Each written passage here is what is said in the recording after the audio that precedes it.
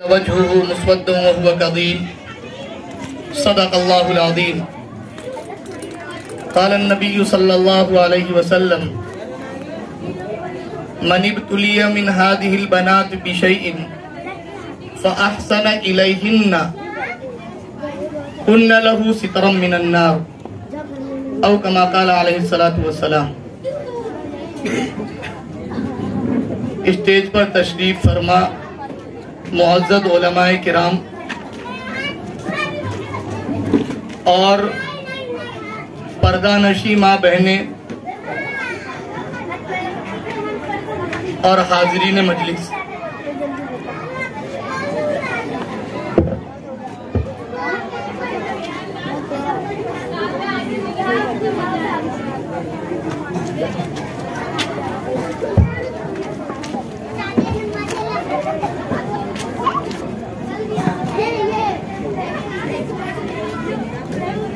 عورتوں کے اوپر چند ادوار گزرے ہیں. کسی زمانے میں عورتوں کی کوئی عزت نہیں تھی، بلکہ عورتوں کو عزت دینا عزت کی توہین سمجھی جاتی تھی. پھر اس کے بعد ایک دوسرا دور آیا جس میں شریعت محمدیہ صلی اللہ علیہ وسلم نے عورتوں کو عزت و شرف اور ان کی فضیلت کو اجاگر کیا اور لوگوں کو بتلایا کہ جس طریقے سے انسان، جس طرح سے آدمی کو اس دنیا کے اندر جینے کا حق ہے اور عزت و شرافت جس طرح ایک مرد کے لیے ہے، اسی طرح عورت کے لیے بھی عزت و شرافت ہے، وہ بھی عظمت کی حقدار ہے. اس کے ساتھ بھی اعلیٰ کردار اور بلند اخلاق اور اچھا سلوک کرنا چاہیے. زمانہ گزرتا گیا اور پھر اس کے بعد ایک ایسا دور آیا اور ہمارے ملک کے وہ بھائی حضرات جنہوں نے عورتوں کو ابتدائی سے اچھوت کی طرح سمجھ رکھا تھا، انہوں نے پھر عورتوں پر ظلم و زیادتی کرنا شروع کر دیا. شریعت محمدیہ نے عورتوں کو ایک بلند مقام عطا فرمایا،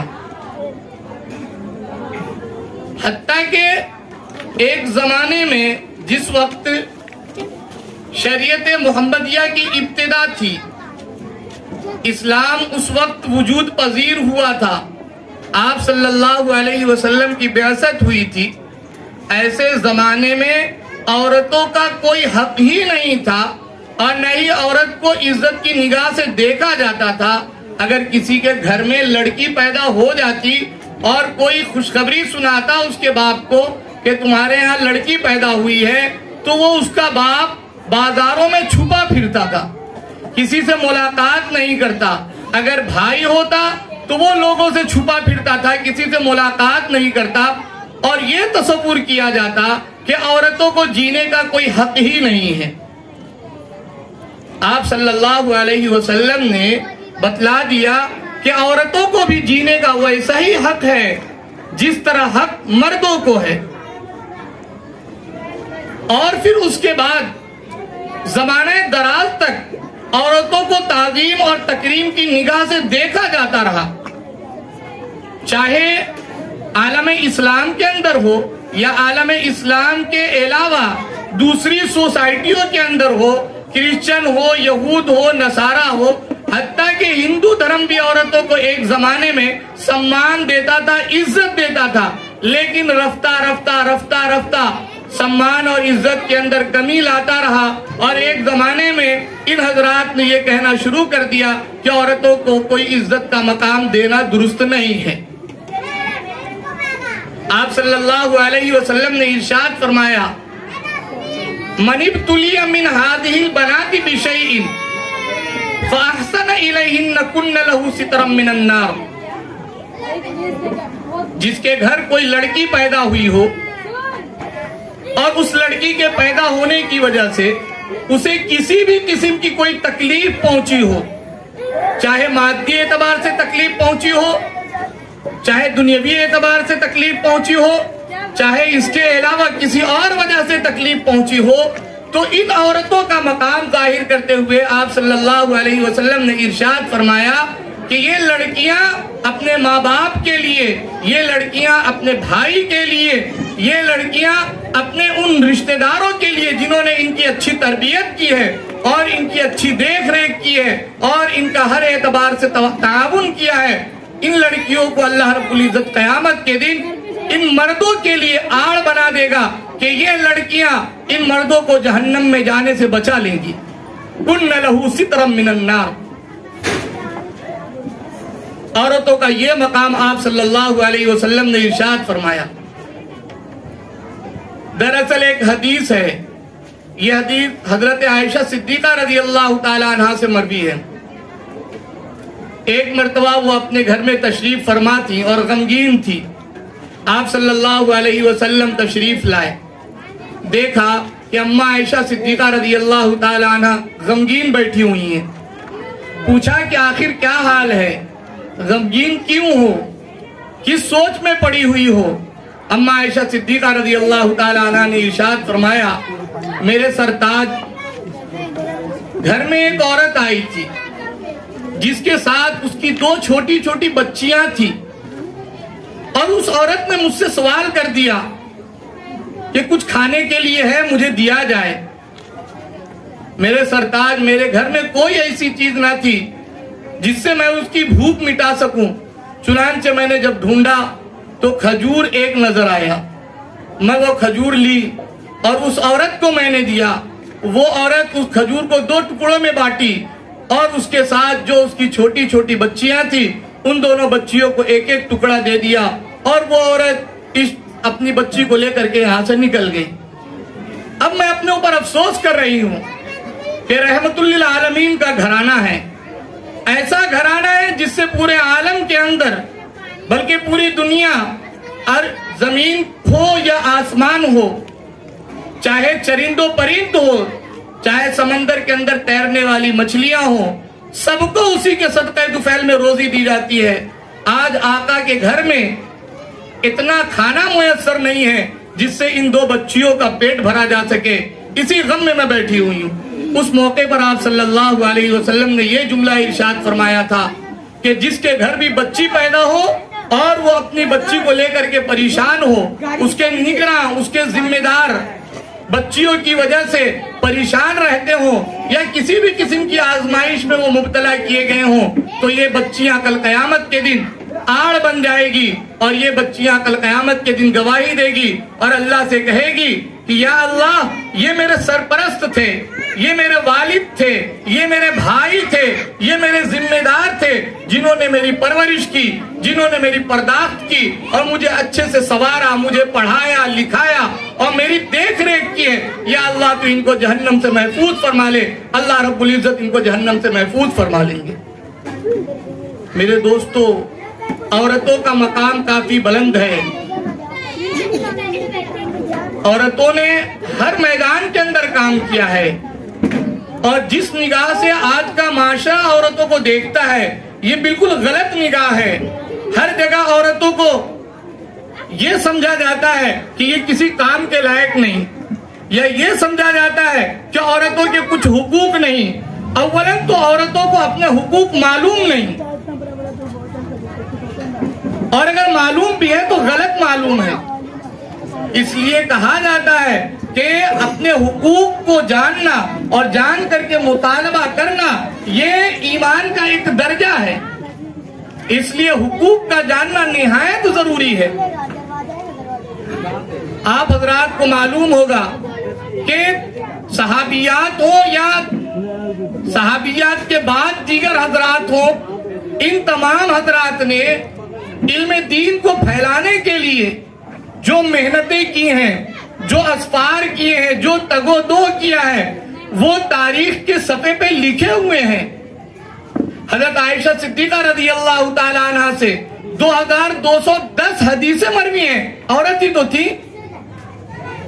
مورخین نے لکھا کہ اماں عائشہ صدیقہ رضی اللہ تعالی عنہ سے روایت کرنے والی عورتیں 67 ہے تقریباً، عورت ہی تو ہے، لیکن آج سرے سے عورتوں کو دینی علوم سے بالکل الگ رکھا جا رہا ہے۔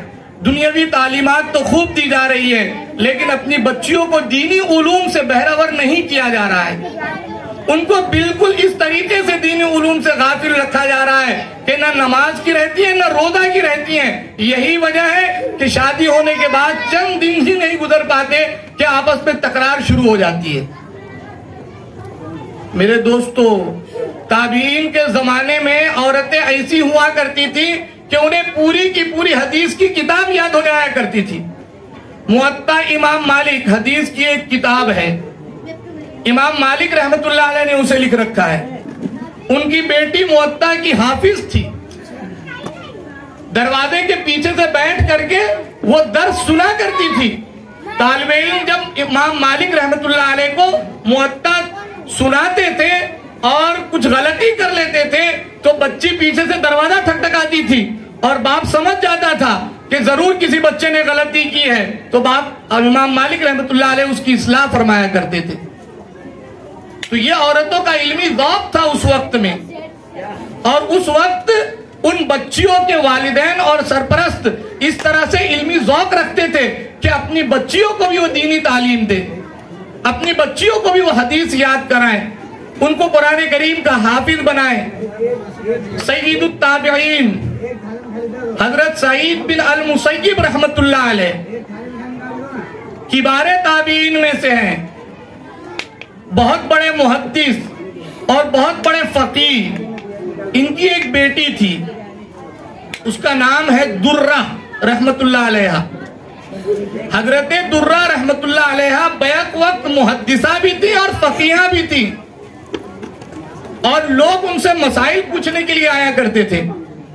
عبد الملک بن مروان کا زمانہ تھا، بادشاہ وقت تھا، وہ گورنر تھا، اور سعید بن مسیب رحمت اللہ علیہ ایک عام عالم جو محدث اور فقیہ، دنیا کی نگاہ کے اندر کوئی قدر و قیمت نہیں۔ اس زمانے میں جس طرح علماء کی کوئی قدر و قیمت ہم آپ کی نگاہ میں نہیں ہے، اس لیے کہ آپ لوگوں نے دینی علوم کو ہلکا سمجھ لیا ہے۔ یہی کوئی جج بیٹھا رہتا، یہی کوئی وکیل ڈاکٹر وغیرہ آ جاتے تو اس کی قدر و قیمت آپ حضرات کی نگاہ میں اور ان حضرات کی نگاہ میں جو زر پرست ہیں، دنیا دار ہیں، مولوی سے زیادہ ہوتی۔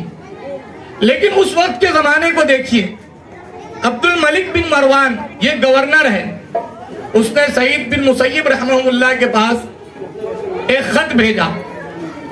اس خط کے اندر لکھا ہوا تھا کہ اے ابن مسیب، اپنی بیٹی درہ کی شادی میرے بیٹے ولید سے کروا دیجئے۔ حضرت سعید بن مسیب رحمہ اللہ نے گورنر کی بات ٹھکرا دی اور یہ کہا کہ تمہارے بیٹے سے میری بیٹی کی شادی نہیں ہو سکتی، اور پھر اس کے بعد اپنے ایک شاگرد ابن ابی وداع سے اپنی بیٹی کی شادی کروائی۔ اتفاق یہ ہوا کہ چند دن گزرے تھے کہ ابن ابی وداع جو تھے وہ گھر سے نکلنے لگے۔ بیٹی درہ نے، جو ان کی بیوی تھی، اس نے پوچھا کہ میرے سرتاج آپ جا کہاں رہے ہیں؟ تو ابن ابی وداع نے کہا کہ میں اپنے سسر یعنی تمہارے والد کے پاس جا رہا ہوں حدیث کا درس لینے کے لیے اور حدیث یاد کرنے کے لیے۔ بیوی نے جھٹکے سے ہاتھ پکڑ کے بٹھا دیا اور کہا اجلس اعلمک علم سعید، آپ یہیں بیٹھ جائیے، سعید بن مسیب کا جتنا علم ہے سب مجھے مستحضر ہے، یاد ہے، میں آپ کو سعید کی پوری مرویات سنا دیتی ہوں۔ کتنا بڑا علم تھا سعید بن مسیب رحمہ اللہ، اتنے بڑے محدث تھے، ان کی بیٹی جو تھی وہ ان سے بڑی محدثہ تھی۔ مورخین لکھتے ہیں کہ لوگوں کا تانتا بنا رہتا تھا، اور عورتیں ہوں، مرد ہو، بوڑھے ہوں، جوان ہوں، سعید بن مسیب رحمہ اللہ کی وفات کے بعد ان کی بیٹی کے پاس آ کر کے علم سیکھتے تھے۔ ہمارے ائمہ میں ایک مشہور امام ہیں، امام شافعی رحمت اللہ علیہ۔ امام شافعی رحمت اللہ علیہ کے ایک استاد، ایک معلمہ بھی ہے،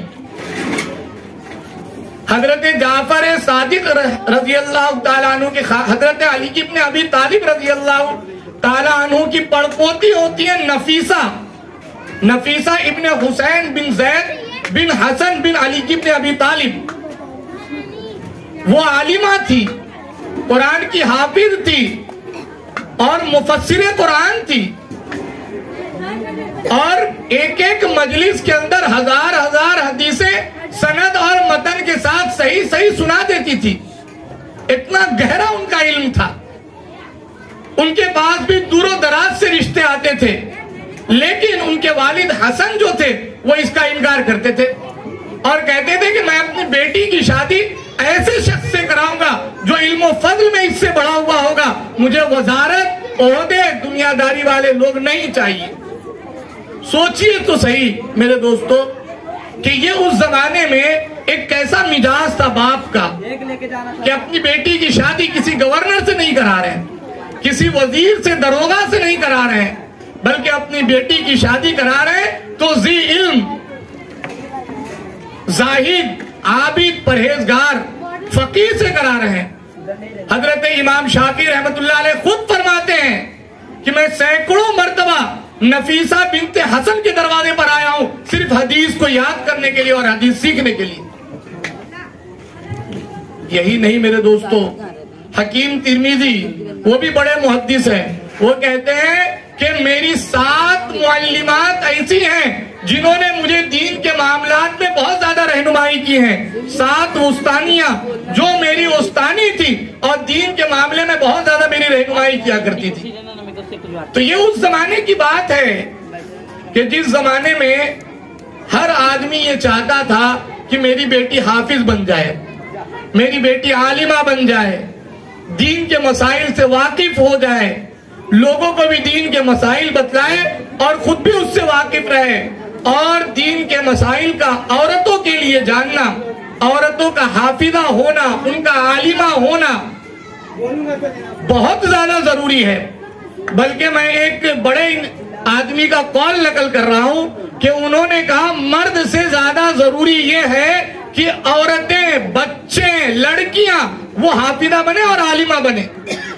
और उन्होंने कहा इसलिए कि बच्चे की सबसे पहली परवरिश गाह माँ की गोद है, उसका सबसे पहला मदरसा माँ की गोद है। अगर माँ इल्म को जानने वाली होगी, कुरान की हाफिज होगी, दीनदार होगी, परहेजगार होगी, हदीस रसूल से वाकफियत रखेगी, तो उसके बच्चे के अंदर भी हदीस रसूल की मोहब्बत, कुरान की अजमत व मोहब्बत, दीन और शरीयत की अजमत व मोहब्बत रचेगी, बसेगी। और अगर माँ ही इन तमाम चीज से कोड़ी हुई तो याद रखिए बच्चे फिर परवान नहीं चढ़ सकते, दीनी उलूम उनके अंदर नहीं आ सकता। लेकिन आज माशरे में हम देखते ये हैं कि मदरसे लड़कों के खूब ज्यादा खुल रहे हैं और लड़कियों के मदरसे ना के बराबर हैं। इसकी बुनियादी वजह जो भी हो, लेकिन उनमें एक वजह यह भी है कि हम लोगों के अंदर बच्चियों के तई दीनी उलूम के ताल्लुक से हद दर्जा गफलत पाई जाती है। हम ये समझते हैं कि बच्चियां 10वीं पढ़ ले, 11वीं पढ़ ले, वो ससुराल में चली जाएगी। मेरे दोस्तों, बच्चियां दीनी उलूम पढ़ेगी तो भी ससुराल में जाएगी, दुनियावी उलूम पढ़ेगी तो भी ससुराल में जाएगी। दीनी उलूम का फायदा मरते दम तक होगा और दुनियावी उलूम का नुकसान जल्द ही जाहिर हो जाएगा। क्योंकि जब दीन से खुद वो नावाकिफ होगी तो अपने बच्चे की तरबियत कैसे करेगी? उसे सुबह सुबह कलमा सुनाएगी या गाना सुनाएगी? उसे लोरी की हस्बी रब्बी जल्लल्लाह और कलिमा और दूसरी जो दीनी लोरियां हैं वो सुनाएगी या ये कि गाना गुनगुनाएगी? जैसी तरबियत हम बच्ची की करेंगे वो बच्ची से जो बच्चे होंगे उनकी भी वैसी तरबियत होगी। इसलिए मेरे दोस्तों, हम आपका ये जज्बा होना चाहिए कि हम अपनी बच्चियों को दीनी तालीम दें और दीनी तालीम में बच्चों के बनिस्बत बच्चियों को मुकद्दम रखें। इसलिए कि बच्ची अगर मुकद्दम रहेगी तो पूरा का पूरा खानदान सुधर जाएगा। कहा जाता है कि मर्द का संवरना, मर्द का दीनी तालीम का हासिल करना, ये फर्द का हासिल करना है, एक आदमी का हासिल करना है। और अगर औरतें हासिल करती हैं, औरत संवरती है तो पूरा एक खानदान संवर जाता है। حنفی فقہ کی ایک مشہور کتاب ہے بدائع الصنائع، یہ شرح ہے. ایک کتاب ہے تحفۃ الفقہاء، اس کے لکھنے والے ہیں علاء الدین سمرقندی رحمت اللہ علیہ. انہوں نے جب اس کتاب کو لکھا تو تمام طرف سے، وہ اپنے وقت کے بڑے مفتی تھے، محلے کے اندر اور شہر کے اندر، علاقے کے اندر جو بھی مسائل آتے، تمام نئے مسائل کا حل یہی پیش کیا کرتے تھے. کتابوں کے اندر مختلف بات لکھی ہوئی ہے. ایک بات تو یہ بھی لکھی ہوئی ہے کہ ان کی جو بیٹی تھی ان کا نام تھا فاطمہ. وزراء کے رشتے آئے اور بڑے بڑے گورنروں نے رشتہ دیا کہ علامہ سمرقندی رحمت اللہ علیہ اپنی بیٹی کی شادی مجھ سے کر دیں، لیکن علامہ سمرقندی رحمت اللہ علیہ تیار نہ ہوئے. ایک قول یہ نقل کیا جاتا ہے کہ علامہ سمرقندی رحمت اللہ علیہ نے اپنے ایک شاگرد سے کہا، ان کا نام بھی اتفاق سے علاء الدین ہی تھا، ان سے کہا کہ میرے بچے اگر تم میری اس کتاب کی شرح لکھ دو گے تو میں اپنی بیٹی کی شادی تم سے کر دوں گا. چنانچہ انہوں نے اپنے استاد کی کتاب تحفۃ الفقہاء کی شرح لکھی جس کا نام ہے بدائع الصنائع، اور ان کا نام بھی علاء الدین کاسانی رحمت اللہ علیہ. پھر اس کے بعد علامہ سمرقندی رحمت اللہ علیہ نے اپنی بیٹی فاطمہ کی شادی علامہ کاسانی رحمت اللہ علیہ سے کی، اور مہر میں اس کتاب کو مقرر کیا بدائع الصنائع کو. مورخین لکھتے ہیں کہ اس کے بعد جب بھی کوئی استفتاء آتا، جب بھی کوئی سوال پیش کیے جاتے تو اس وقت 3 لوگوں کی سائن ہوتی اس کے اوپر، تب جا کر کے اس کو جاری کیا جاتا. ایک دستخط ہوتی علاء الدین سمرقندی رحمت اللہ علیہ کی، دوسری دستخط ہوتی علاء الدین کاسانی رحمت اللہ علیہ کی، اور تیسری دستخط ہوتی اس لڑکی کی حضرت فاطمہ کی. آپ سوچ سکتے ہیں کتنا بڑا درجہ تھا علم کا کہ بغیر فاطمہ کی دستخط کے کوئی فتویٰ ریلیز نہیں ہوتا تھا، ملک کے اندر جاری نہیں ہوتا تھا. پھر آگے مورخ لکھتا ہے کہ جس وقت ان کے والد صاحب کا انتقال ہوا تو اس وقت لوگوں کا تاتا بن گیا، لوگ زیارت کے لیے آئے، اور تعزیت کرنے کے بعد جب لوگ چلے گئے مسئلے کے اندر، اب جب کبھی کوئی مشکل مسئلہ پیش آ جاتا تو بڑے بڑے فقہاء، بڑے بڑے محدثین حضرت فاطمہ کے پاس آتے اور ان سے مسئلہ پوچھتے.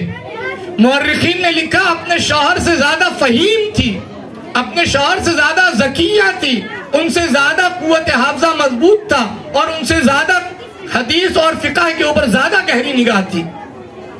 میرے دوستو، ہم بھی اس طریقے سے کر سکتے ہیں کہ اپنی بچیوں کو دینی تعلیم دیں، انہیں مسائل سے واقف کروائیں. آج سوئے اتفاق یہ ہے کہ ہماری بچیاں موٹے موٹے مسائل سے ناواقف ہیں. عقائد کے جو علوم ہیں ان سے ناواقف ہیں، روزمرہ کے جو مسائل ان کے ساتھ پیش آتے ہیں ان سے وہ ناواقف ہیں. آپ یہ تو بتائیں وہ ان کے ناواقف رہنے میں ان کا قصور ہے یا ہم ماں باپ اور ہم باپ بھائی کا قصور ہے؟ اگر ہم غور کریں تو دیکھنے میں یہی آئے گا کہ ہمارا پورا قصور ہمارا ہے کہ ہم نے بچی کو اس کے بچپنے میں دینی تعلیم سے دور رکھا.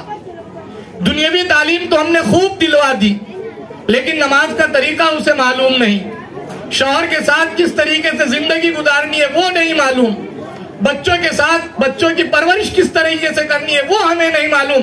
یہ تمام چیزیں آخر معلوم پڑے گی تو کہاں سے پڑے گی؟ یہ اس وقت میرے دوستوں معلوم پڑے گی جب ہم ایسے لوگوں کی صحبت میں بچیوں کو رکھیں گے جن کو دین کا علم ہوگا، جن کو دین کی سمجھ ہوگی. ہم اپنی بچیوں کو دنیاوی تعلیم بھی دیں، لیکن اس کے ساتھ ساتھ دینی تعلیم دینا اپنے اوپر لازم کر لیں. آج جو گھر ٹوٹ رہے ہیں اس کی بنیادی وجہ یہی ہے کہ دینی تعلیم بچیوں کے اندر نہیں ہے.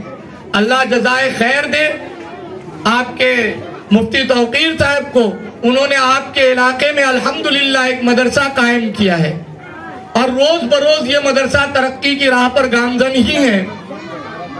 آپ اپنے بچوں، آپ اپنی بچیوں کو، اپنی بہنوں کو، بیٹیوں کو مدرسے سے جوڑیں تاکہ ان کے اندر ادب آئے، تہذیب آئے، پردے کے مسائل کو سمجھیں یہ بچیاں، نماز کے مسائل کو سیکھیں، شوہروں کے ساتھ کس طرح زندگی گزارنی ہے وہ سمجھیں، بچوں کی تربیت کس طریقے سے کرنی ہے وہ سمجھیں، تب جا کر کے ایک اچھا معاشرہ وجود میں آ سکتا ہے، ورنہ تو اچھا معاشرہ وجود میں نہیں آ سکتا۔ میرے دوستو، ہم آپ یہ عہد کر لیں کہ ہم اپنی بچیوں کو مدرسے میں بھیجیں گے اور ہم اپنی بچیوں کو دینی تعلیم دیں گے۔ یہ بچیاں دینی تعلیم جب حاصل کرے گی تو ہمارے لیے نفع کا باعث بنے گی اور اگلی آنے والی جو نسلیں ہوں گی اس کے لیے بھی نفع کا باعث ہوگی۔ اور اگر یہ بچیاں دینی تعلیم سے کوری رہ گئیں تو کل کے دن یہ بچیاں ہمارا گریبان پکڑے گی، قیامت کے دن یہ کہے گی کہ یا اللہ میری کوئی غلطی نہیں، میرے ماں باپ نے مجھے پڑھایا نہیں تھا، مجھے میرے ماں باپ نے دین نہیں سکھایا تھا، نماز کے مسائل نہیں بتائے تھے، پردے کے احکامات نہیں بتائے تھے، مجھے یہ نہیں بتایا کہ مجھے بڑوں کے ساتھ کس طرح پیش آنا ہے، مجھے شوہروں کے ساتھ کس طریقے سے رویہ رکھنا ہے۔ اس دن حضرات ہم کوئی جواب نہیں دے سکیں گے، ہم خاموش رہ جائیں گے۔ اس لیے میرے دوستو، اپنے آپ کو مجرم بنانے سے آج ہی بچیں اور اپنی بچیوں کو دینی تعلیم کی طرف راغب کریں اور اپنی بچیوں کو، بیٹیوں کو علماء حضرات کے ماتحت میں رہ کر کے دینی علوم کو سیکھنے کی ترغیب دلائیں۔ اللہ رب العزت ہم تمام حضرات کو دینی علوم کو سمجھنے کی توفیق عطا فرمائے۔ وآخر دعوانا الحمدللہ رب العالمین۔